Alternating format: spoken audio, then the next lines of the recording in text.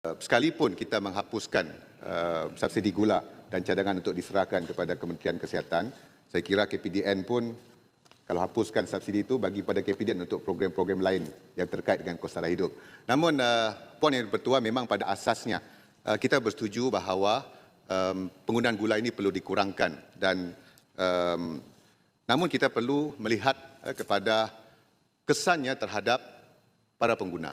Kita tahu kita perlu laksana secara berperingkat. Kita mulakan penyasaran subsidi dengan perkara-perkara yang besar. Kita tidak mahu sekaligus kita mulakan penyasaran subsidi diesel dan diikuti dengan penyasaran subsidi petrol.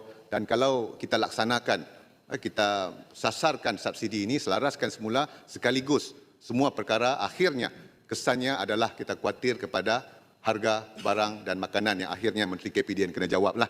Jadi pada asasnya yang berhormat, kita bersetuju dan itu sebab saya sebutkan tadi adalah kita sedang meneliti bersama MOF hala tuju harga gula putih bertapis ini dan saya maklumkan di sini serta-merta apa yang kita lakukan dulu adalah kadar insentif itu akan kita kurangkan dalam masa terdegas. Sambil kita menunggu hala tuju muktamad ditetapkan, kita akan kurangkan insentif dan akan diumumkan dalam masa yang terdekat ini.